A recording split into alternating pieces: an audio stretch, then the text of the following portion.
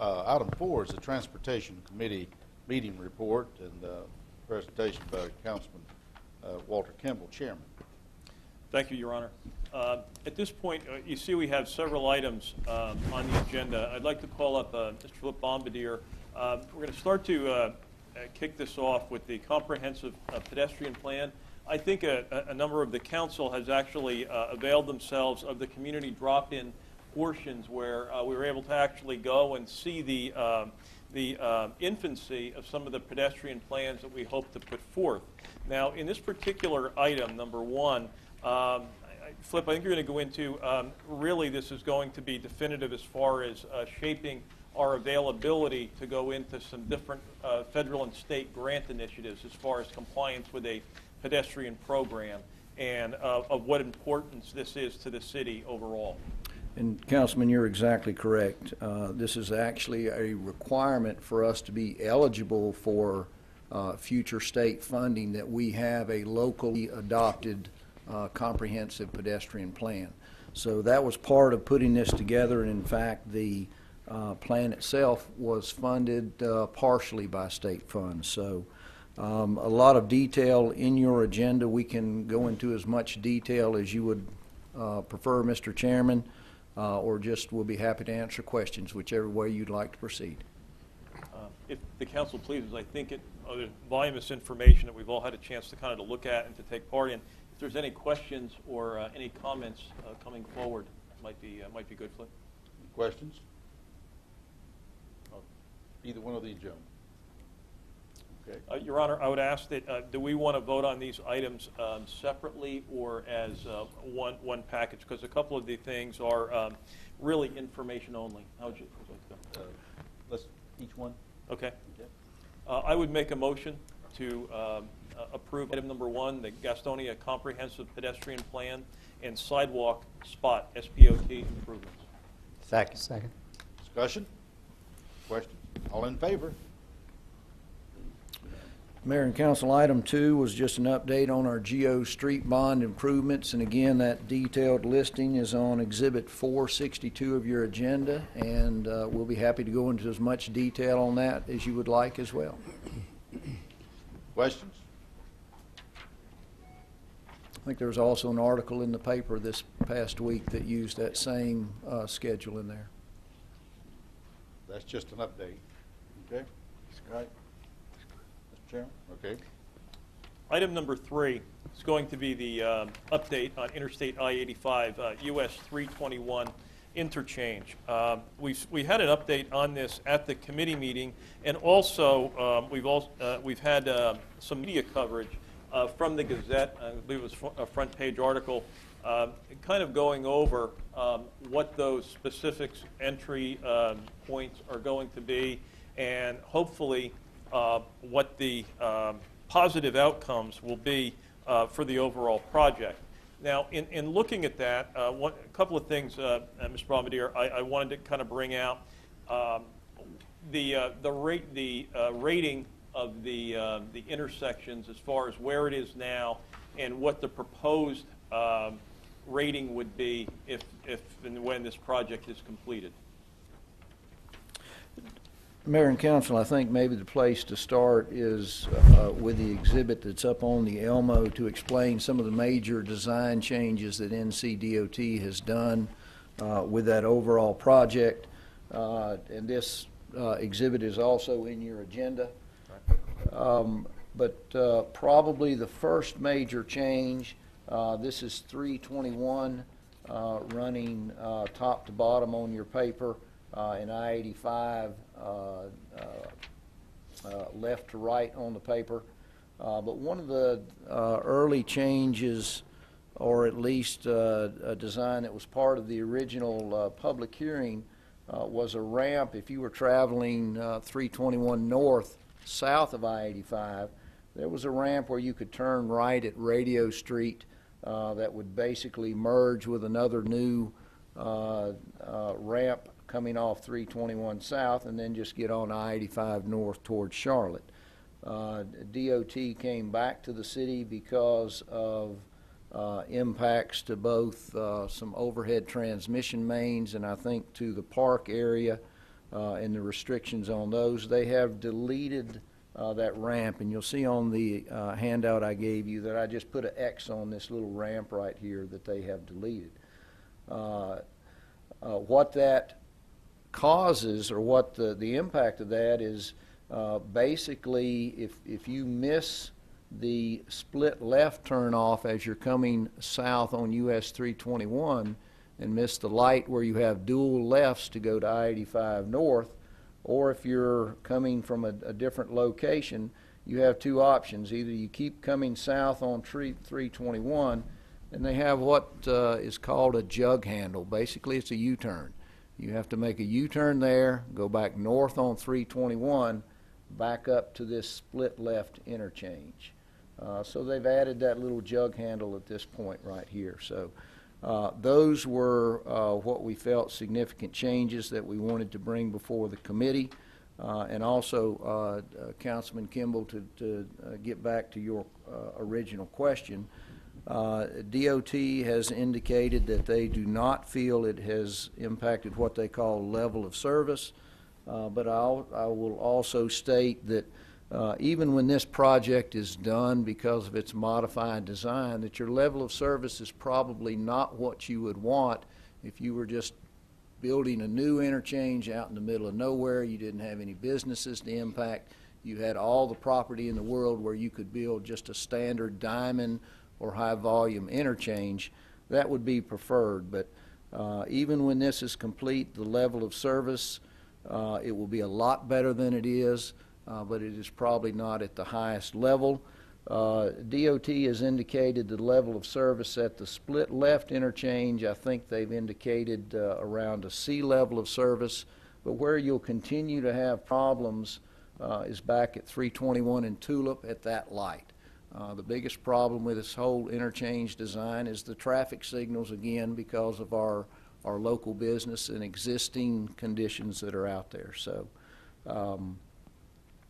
but those were the latest changes. We've also been working with DOT on how to incorporate a greenway extension basically from I-85 that would traverse through the project and at least get it up to Bulb Avenue.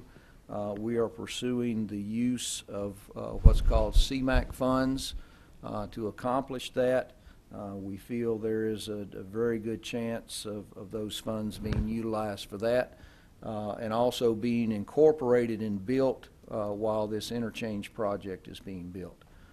The other segment of the greenway, basically from Bulb up to Rankin Lake, would be a city project, but we do feel very strongly that we could also utilize CMAQ funding for that. So in your agenda, I think we've listed where we feel we are today in the committee report, items A through C, and again, be glad to go into as much detail as council would like. Flip, with the CMAQ funds, in effect, that is going to reduce the impact to the Gastonia taxpayer, correct? CMAQ funds are typically 80% federal, 10% local, and 10% state. Yes, sir. Go ahead. Thank you. Yes, sir. Flip, I'm not really keen on this design and the way they're coming back to us and having everybody. Well, it just looks like the traffic is just going to go back one traffic light. And it's just going to start building up from there. Are they planning on having a ramp at that traffic light by Rankin Lake Road here so that the people won't be stopped coming south on 321 to get onto 85? So it'll be continuous, so it's not we're stopping traffic and having it build up? Councilman, if you are coming south on US 321, you will come to a stoplight at basically the old Rankin Lake Road, and they will have dual lefts that will go onto a ramp that will feed into I-85 north. Yeah, but what I was saying is... At grade. Yeah, what I was saying is have the ramp start on 321, carry it over the northbound traffic on 321, so it could just continuous flow of traffic without stopping. Is that Counsel- possible?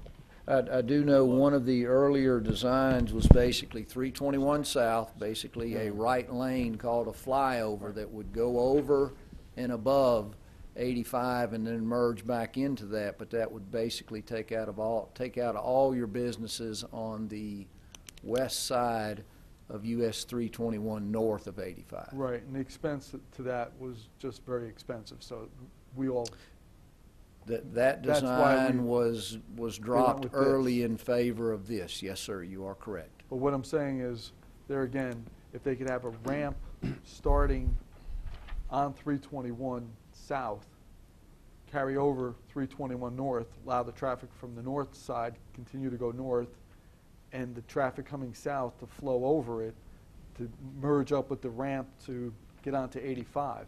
Do you follow what I'm saying? Adam? I do, and again, I know they looked at several designs, and they came down, if you remember several months ago, they came down to basically two designs, and one with the tight flyovers and overpasses, they basically said that was not cost effective, and moved towards this design. So they gave us two options, take it or leave it?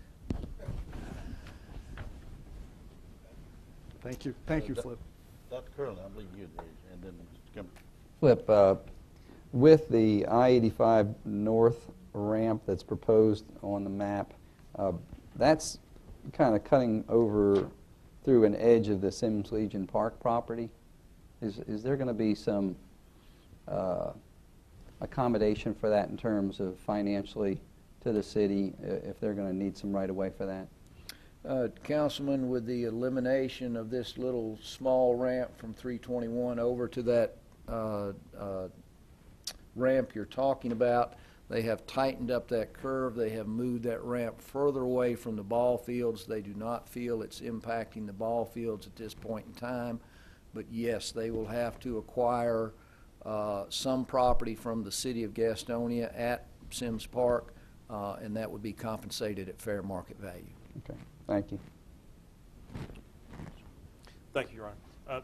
Councilman Gallagher, I think what you were referring to, you and I had attended a meeting, I guess about a year, close to a year ago, up in the town of Dallas, where this was, my recollection was that at that time, the flyover was pretty much what you're talking about, was the preferred methodology to increase the traffic flow.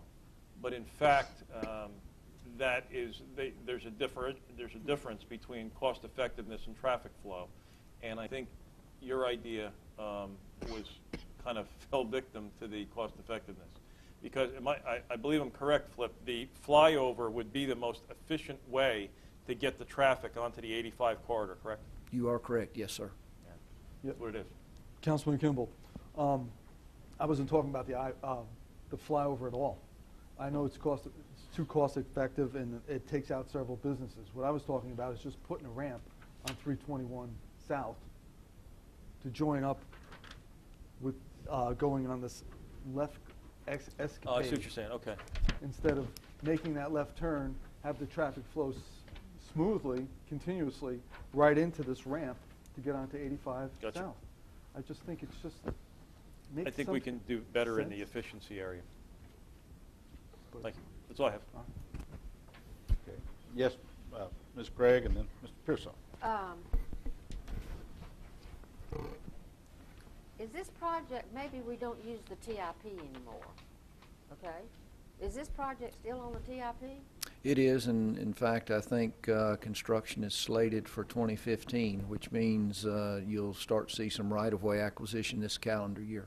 But wasn't it originally on the TIP for 2014? I think it did slip about a half a year, 6 months to 12 months, yes, ma'am. So this funding doesn't come under the new formula because it was previously on the TIP. Correct. So this one does not qualify for the new formula that they're grading. Correct. It does not have to be re-rated. It is funded and in the process for, again, right-of-way and construction.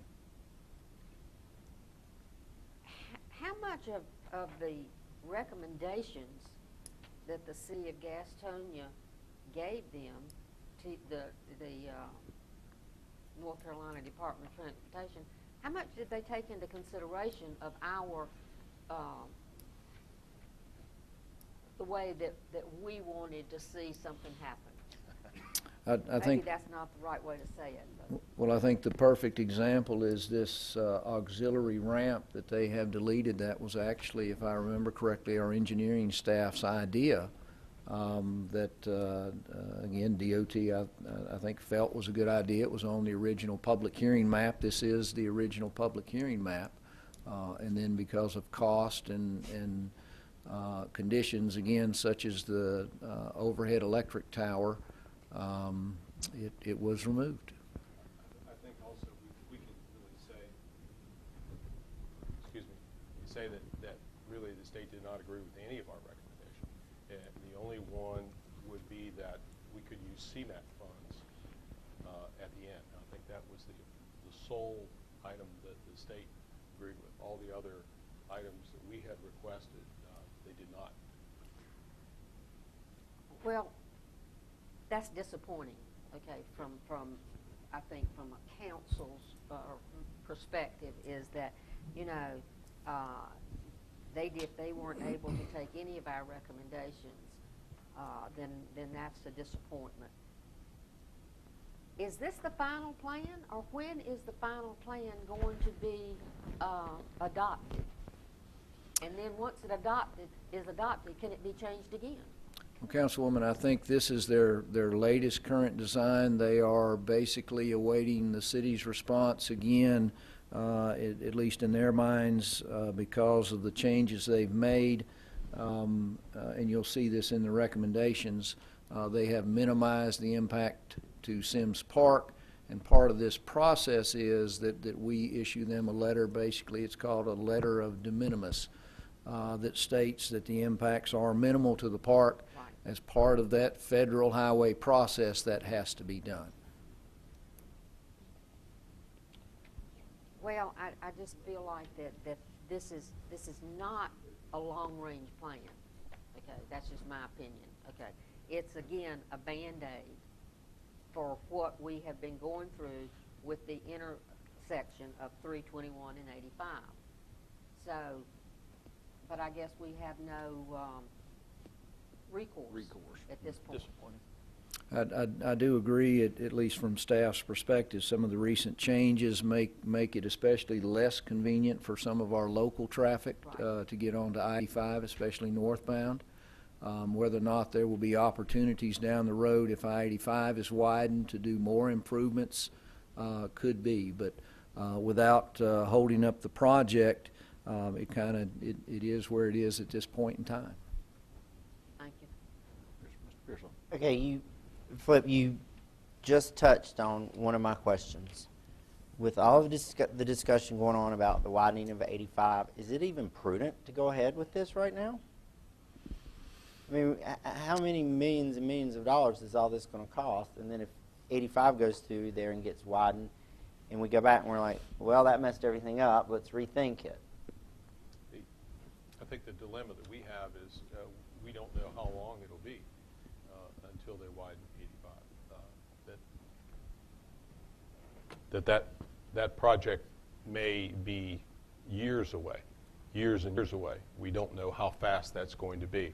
So you have a project that will make some improvements now. For instance, that one ramp that goes from I-85 when you're heading westbound and you're going north to Hickory. Now there'll be a direct ramp that will allow you to get on 321. You won't have to go around and back up on the interstate. So that's a real improvement. There are some parts of this that are better, but it is not as good as it could be, I think. And then, so do you take the project that will make some improvement now, knowing that whenever the I-85 is widened, whatever they do would have to be redone anyway? Shouldn't you make some improvement now, at least that will carry you for the next decade until such time as the state actually gets to constructing I-85? I mean, that's a huge project. That's hundreds of millions of dollars. And I there's think, no date for that at all. I think just to add to Mr. Munn's comments, if you look at basically where the road narrows at Belmont now, I-85 southbound at Belmont, all the way through West Gastonia, just about every crossover bridge on that stretch would have to be replaced. So again, you're talking years of design, years of right-of-way, and a significant dollar figure to do that. So at best, easily 8 to 10 years before you would even get to building something like that, at Okay. least in my opinion. Before I get to my second question, so what I'm hearing is we're going to make some small improvements that aren't really that good so that we can say we made improvements while we wait to see if 85 gets widened to make good improvements. Councilman, I think these are good improvements, or is it what we would love to see or the best solution? No, it's not. Again, you're trying to work within the constraints you have as far as existing conditions. But are they good improvements? Certainly. Will it help? Absolutely. Will it make, could it be done better in our opinion? Probably yes, but it absolutely is an improvement over what we have there now. Okay. My second question is, while all these improvements are being made, and this has been an issue for the previous council, and we inherited it here, getting the greenway over to Rankin Lake. There's something we can do to integrate that into this section? That, Councilman, is actually part of the conditions we've listed in there, that DOT agree to utilize CMAQ funds to incorporate as part of their project the greenway from I-85, where it ends now, up to Bulb Avenue. That would be in their building of the project. They're in that area. That's within the project limits. Yeah, I And got then- that, but can we incorporate into the project going over or under 321? We got to get them to the other side of 321 if they're going to Rankin Lake. We have the right-of-way for that, and that'll be the second CMAQ project that will take us from Bulb to where the greenway ends today.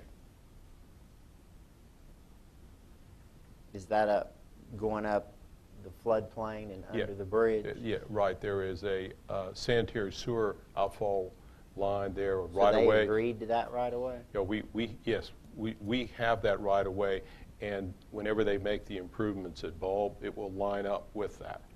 And so all of the work that's being done with this project will line up with all the engineering work that we had done before.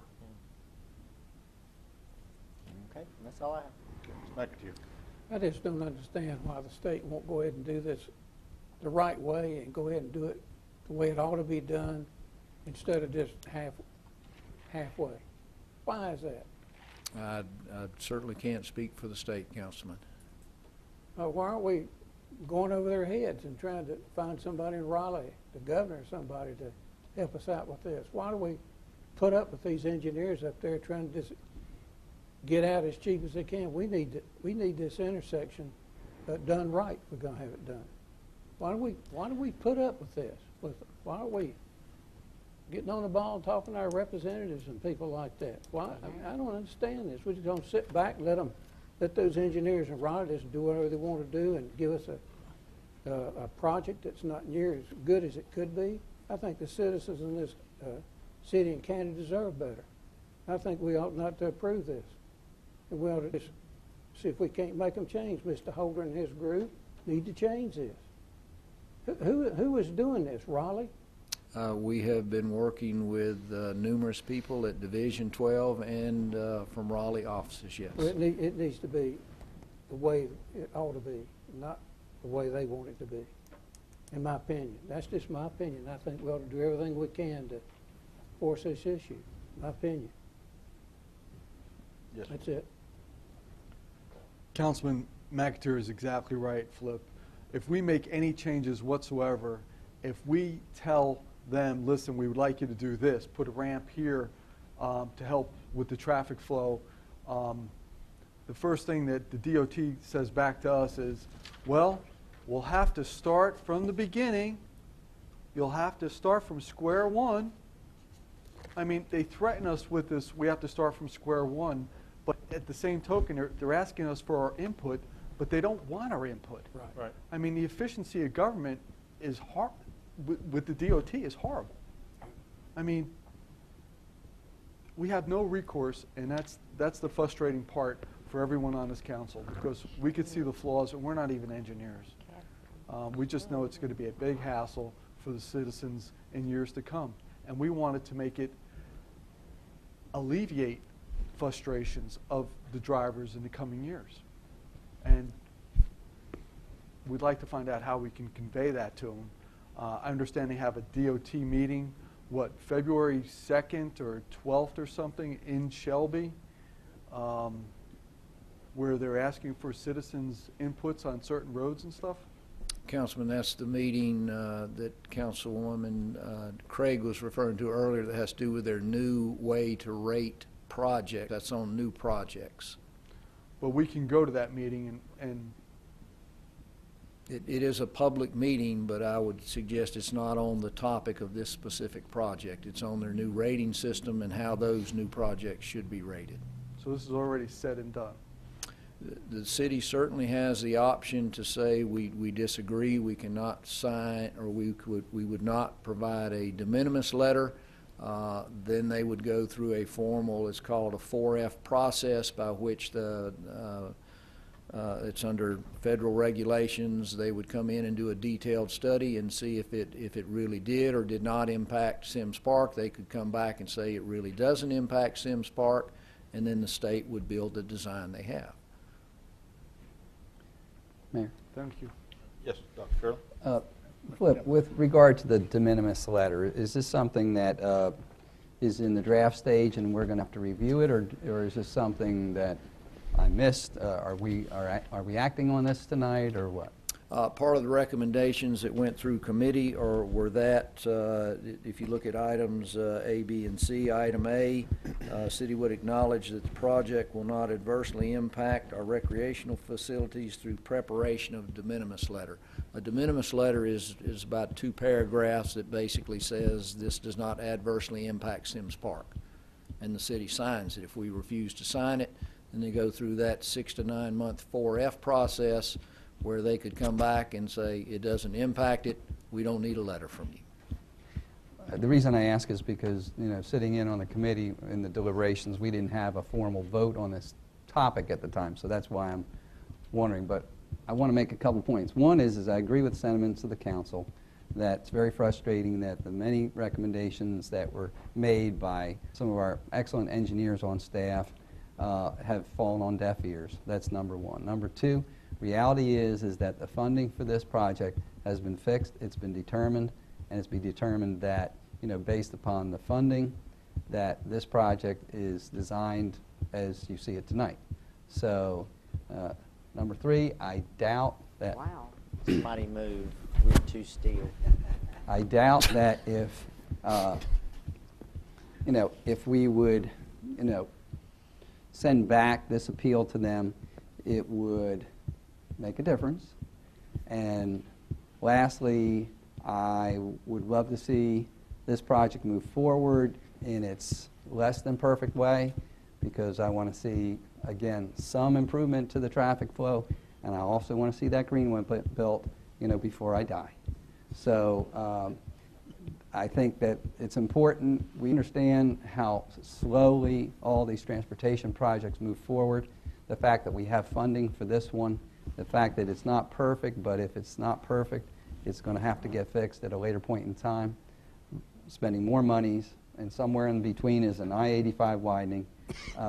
There's so many variables. I would suggest, if I could make a motion that we, sign the de minimis letter, that we move forward with the city, but with the additional wording put forth in the correspondence that the City Council is not pleased with the recommendations that the state made with the design of this project, but that we are willing to move forward with this, but with great apprehension that this is not going to serve the needs of the community long term. And I don't know how Mr. Smith or members of staff want to word that, but I think it needs to be worded in such a way that we know we're signing this not under duress, but we would sign this with the fact that we are not happy. And that's my motion. They don't care. We're not happy. No, they don't, but that's why they're not also going to change it just because we, But you I'm know. not going to succumb to it. I'm not going to vote for that. Yeah. Okay, that's that is your fine. motion. Yes, sir. Is there a second to the motion? Second here, sir. All right, second to the motion. Is there discussion? Discussion Now. here, sir. Now, go ahead. Councilman Carlin, Dr. Carlin, totally hear 100% what you're saying. I would also request at this juncture that the staff make a second communication to our state legislators indicating our displeasure with the way this turned out and also enumerating all of the indicia that came forward from our staff that was apparently not taken into account in this decision. I think that we need to be very clear to let our state representatives in Raleigh know that we did have some other requests, if you will, that frankly did not make muster. And I think that we need to put those very clearly in writing so maybe in the future, Doctor, it won't happen as fast or as much. Mhm. Good idea. Okay. I'm going to get it changed. Go ahead. Any other? Go ahead. Mr. Pearson? I keep going back to we're making some small changes now, and they're going to have to need more changes later. And I think this just epitomizes what is wrong with the state's road program. Realizing it's changed now, but the old methodology in that we'll throw a little money at it now, throw a little money at it later, throw a little money. No, fix it now. I mean, 10 years from now, the changes you can make today are going to cost 2, 3, 4 times as much. You know, and you got to think too, we're in the new ranking system. So if we approve it a little bit now, there's only minor improvements that need to be made later. Will they even rank? Later improvements may never get done because now they're in the ranking system. So I can't see us as a council when no one on this council likes this plan. No one on our staff likes this plan. I can't see saying, yeah, well, we know you're not going to let us do anything about it. We'll give in. I say stand firm and say no. I think you're right. Say no. And we can contact our legislators. Right. That's what we're elected to do. Mr. Kemp? Councilman Pearsall, the other issue, and you just touched on it very briefly, but what factors into this alongside the financing is the air of obsolescence. What is this really good, Flip, what is this really good for with the projections in increase in population and corporate growth on the 321 corridor going up to I-40? What is the potential for this becoming obsolete? What do we have? I know, what do we have as a number on that? The state typically designs these for 20 to 25 year outlooks, but I would agree with you that very depending on growth, 10 to 15 years, it could be in need of more updates. I mean, that all depends on how businesses grow in that area. Hard to project. Dr. Curlin, Mr. Gallagher, and me. See, the ironic thing, you know, we're talking about, lobbying our legislators and all, and this is what this new legislature is saying we're not supposed to do. They were supposed to take the politics out of transportation planning, and the strategic mobility formula is supposed to be based on a non-political effort. So if we're trying to go back and politicize this decision, you know, through our legislators by a lobbying effort, that would smack in the face of just the opposite of what these legislators have just approved with our new governor as to how they want to do business. So I see that as futile, and I see that as a waste of time. You're just going to spin wheels for another 9 months, and we're not going to get this thing moving forward. You can voice, you can voice your concern and your, frustration and disapproval, but it's not going to change. I mean, I don't know, Rusty or somebody, you all can speak to these levels of service, and it's like anything. You can make the numbers work for whatever you want to make the numbers work for. So if these engineers, did their formulas and said that level of service was going to be adequate for the next 15 to 20 years, I don't think you're going to be able to fight that. And I really don't think that, you're going to get a lobbying effort that's going to make a big difference in terms of this project. At least you shouldn't if they're, doing it a different way nowadays. It should make a difference, whatever those legislators are.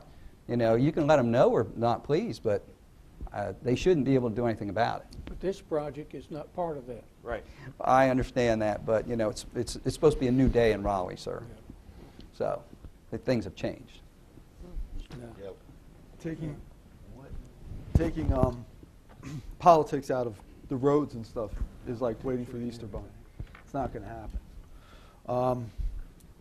They may say it, they may pontificate that, but there's always going to be politics whenever there's a road being built anywhere. Flip, my question to you is this, sir. If we vote this down, the de minimis letter, we vote that down, does that message, do we send a message to the DOT people telling them, we want you to have some dialogue with us to correct what we as a town feel needs to be addressed?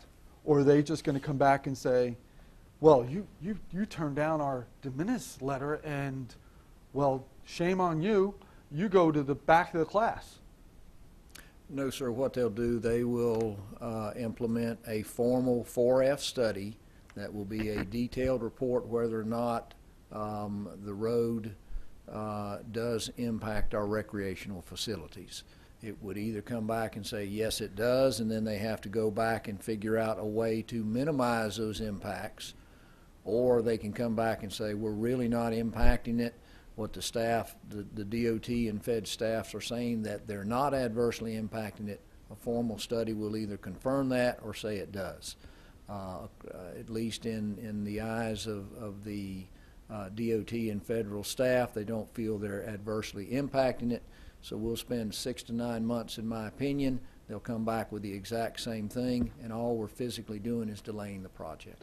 But can there be some way that we can let them know that they don't have to go through a 6 to 9 month study because they have this special little formula with this 4H, 4F, whatever it is? Councilman, we have done that numerous times, various times, and extensively, and they have said no.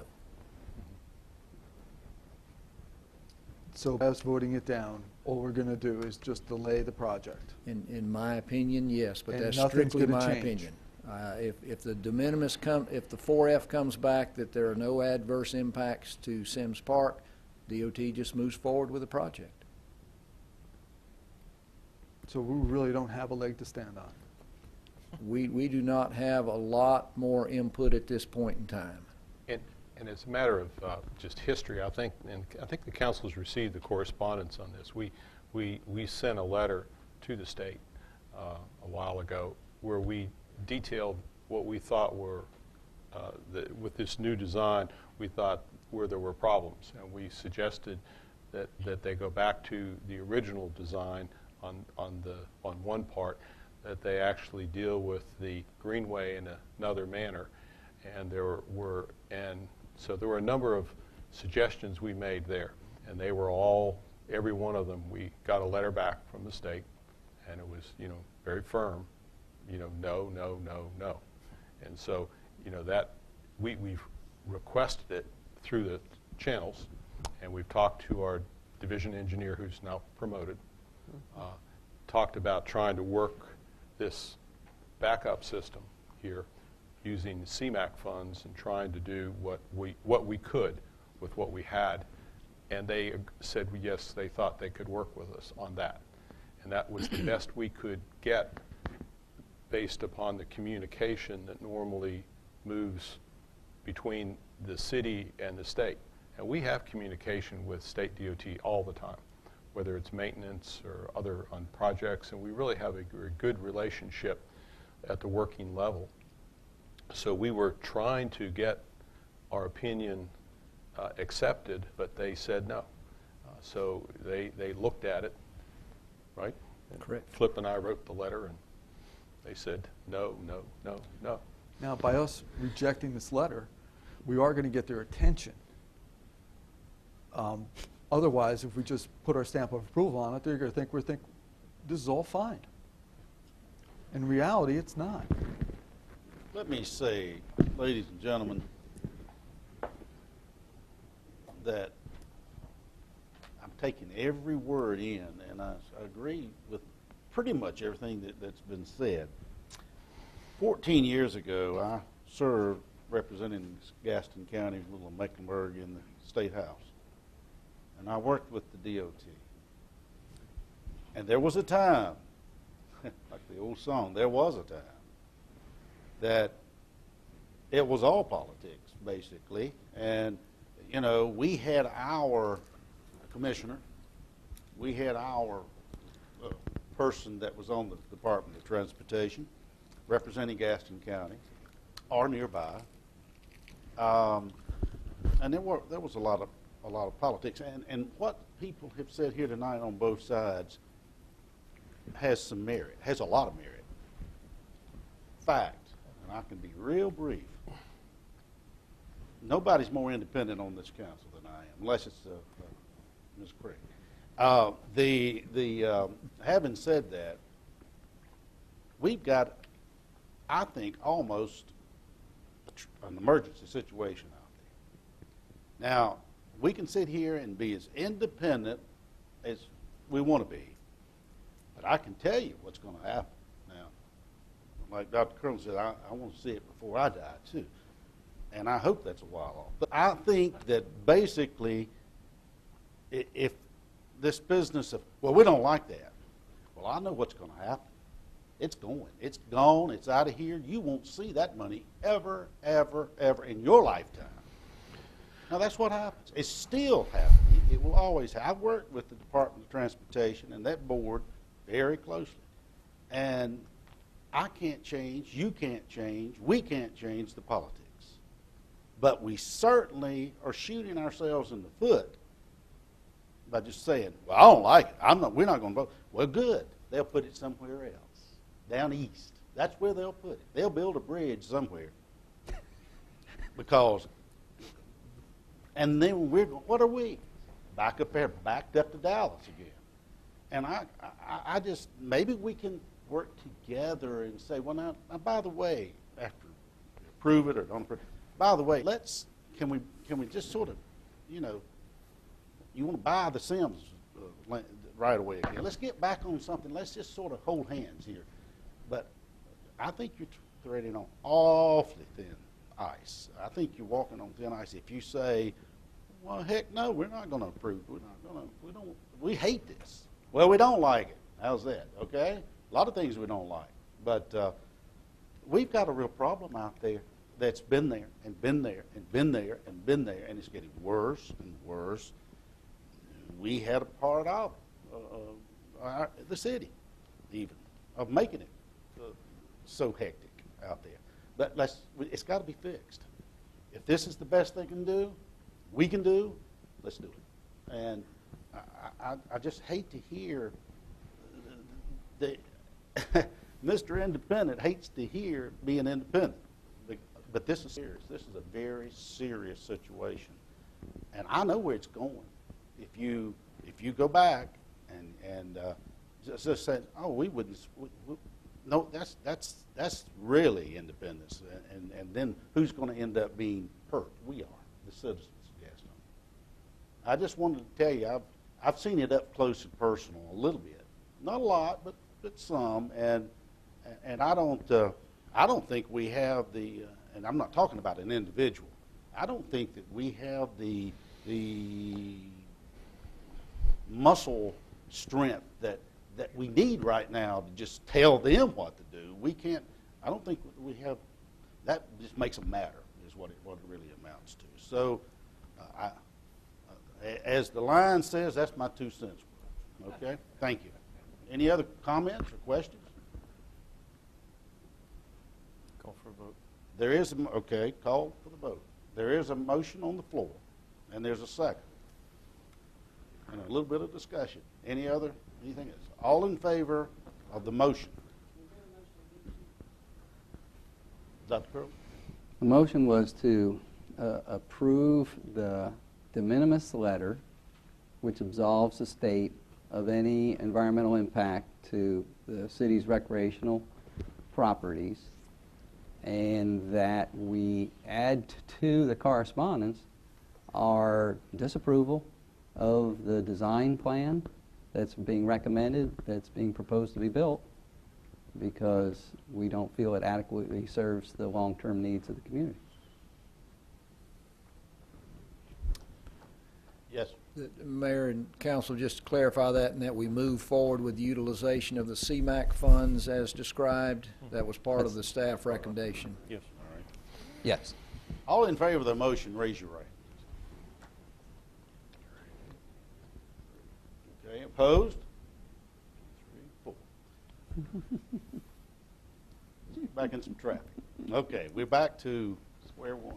Okay. We will not say. Keep things moving here, buddy. Okay, now we're going to item number 4, and I believe this is going to be an issue that the Transportation Committee has dealt with on a couple different occasions, and that's an update on getting some transportation services up to the Dream Center on 2782 Fairview Drive. There's been a number of options and discussions put forth, and also I believe there was a communication flip very recently to and from the County of Gaston regarding be it a lease program on a particular vehicle and some other updates. Councilman, you're correct. At the committee meeting, we basically went through some of the options we had previously on how to get bus service to the Dream Center. Specifically, I think their request was to try to get from Irwin Center to the Dream Center on a regular route. As part of the motion by the committee, really a 3-step process whereby the first step to get something immediately done, Gaston County Access was still agreeable to try to incorporate within their college route, picking up at Bradley Center, and then ultimately have a drop-off at Dream Center. That was kind of the short-term, immediate solution. The second step of that, that actually the Assistant County Manager suggested, was a possible lease of a county van, a small van. We would provide a driver that would provide a direct route between Irwin Center and Dream Center and maybe a couple other nonprofits in the general area. I think the cost of that for the city providing a driver and some of the operational cost was $86,000 per year. The county would lease us that for $1 per year. As recently as today, we got a correspondence from the Assistant County Manager. They had checked with the feds that they did not feel the county could lease us a smaller bus, that because they're funded out of one pot of money and Gastonia is a separate pot, they weren't sure that could be done. But the county did indicate they would pursue that further with the state. They also indicated that CATS, because they have the same funding source as Gastonia, might be an opportunity to lease a van from them. We have not contacted them yet, but certainly will. The third part of that, the long-term possible solution, was continue to look at a route modification for our existing transit system. As most of you probably remember, that involves certain public hearings on that major of change, and it really is a longer type process. So the committee voted to pursue that 3-step process, and again, that's in your agenda, and we'll be happy to try to answer any questions on it as you may have. Mr. Gallagher, Mr. Kemp, excuse me. Flip, the stops for the van use, the lease from the van, from the city, access, we were saying about $1 a year or so, that they would be able to provide that for us? At the meeting, the Assistant County Manager mentioned perhaps $1 a year, yes. Okay. And the stops would be like at Salvation Army, As One Ministries, then Irwin Center, and then up to the Dream Center? Yes, sir. Those were the stops discussed. And they would be able to utilize that van at different hours according to the time frames that the Dream Center is open? It would basically be set up specifically for that route, yes, sir. Can it stop anywhere else? Like, would this be able to go up to Dallas or go to Bessemer City if it had to? Well, the way we left it at committee meeting is try to work with them on specific stops. Then you start to get into timing, what their needs are. Is it on the half hour? Is it on the hour? But you basically have to map that out both time-wise and schedule-wise, and that really determines how many stops you can and cannot make. Gotcha, sir. Thank you. Mr. Gilbert. Thank you, sir. Flip, one more thing, going back to the response that we've gotten from Gaston County with regard to the lease. And maybe this is something we need to research. Is that the crux, that it is a lease legally, or could we, for evaluation purposes, they could lend us that without a formal lease? I mean, do we know what the root cause of that breakdown is? No, sir, we don't. He just sent an email defining that lease, and I think you make an excellent point, is to maybe get our attorneys involved and see if there's a way to do that legally that works with the state and feds as far as the funding is concerned, that would allow us to do that, but we have not researched that yet. Counselor, is that something we could look at? It may be that we've just kind of complicated the issue by the terminology we used. Certainly, we'd be glad to take a look at it. Thank you. So I have, sir. Yes. The one thing I want to say, Flip, about the Dream Center is they just started this Jobs for Life. They had 30 people that started. They had 16 graduates. Out of the 16 graduates, they got 8 people jobs. So it's a good thing that the Dream Center is doing. They're also working, they got a grant from the Methodist Church, a thing called Circles, where people are getting out of poverty and are teaching them how to do that. They're also having literacy council that's going to be up there from 9 a.m. to 1 p.m. 39% of the people in that area within a 3-mile radius have no diplomas. 28% poverty level within the 3-mile radius as well. And also the Charlotte School of Law is going to provide 50 hours of pro bono work for people in that area, which is just so helpful. I just like to see us get this going, and I appreciate Walter and Councilman Kerlin for sitting through that, and all the help that the staff is doing on this. Thank you. Councilman, you're correct. Reverend Spargo was at the meeting and presented a lot of the positive things they're doing there. Okay. Yes, sir. And I think, kind of to work off what Councilman Gallagher has said, this is without the transportation coefficient being addressed. And we don't know, my expectation is that those numbers would go up substantially, because it seems that transportation is a logjam for a lot of these folks being able to get involved in proactive self-help programs. So this, I think this could, my opinion, if we can get this worked out, this could really blossom to something far greater. And we don't know those levels yet because transportation is such a big issue. Go ahead. Thank you. Kirsten, anything else? Okay. We don't, according to council, Your Honor, we don't need a motion on this. They're going to do some more research. Correct. Thank you. And you're through? Is that all of your report on no, that? one more, sir. Item number 5. I have turned. Okay. Item number 5, that was more of the other related items, dealt with several other issues that were seemed to be pervasive in the community, as follows. An update on the Walmart bus stop at Franklin Square 1. And also, we've had a number of citizen complaints regarding the area coming into the Franklin Square 2 near the Chick-fil-A. And in particular, a number of bushes that were overgrown, and frankly, it shows a vision obstruction to those that are trying to cross or make a turn safely, because some of the lower vehicles today can't see over the bushes. And Councilor, I know you may want to comment on this. There's been a back and forth about who's responsible for the bushes in short term. In the past, there has been a problem getting the shopping center to agree who's responsible to maintaining those. The committee kind of thought that we might be able to just arm one of our workers with a hedge clipper and to try and just head out there. It would be easier to just have the city's landscape crew go out there and fix that median than to actually try and find someone to grant permission or to make them pay for it.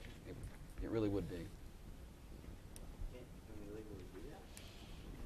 Yes. There you go. It's a public, I believe it's under a public safety exception. Yes. And Flip, where are we on the bus stop? Franklin Square One? Bus stop, I know we're still researching, but the actual, the site distance blockage you referred to, I looked at last week, and we are pursuing city crews taking care of that. Thanks. That's all I have, sir. And that concludes the report, Your Honor. Thank you, sir. First day. Item 5 is the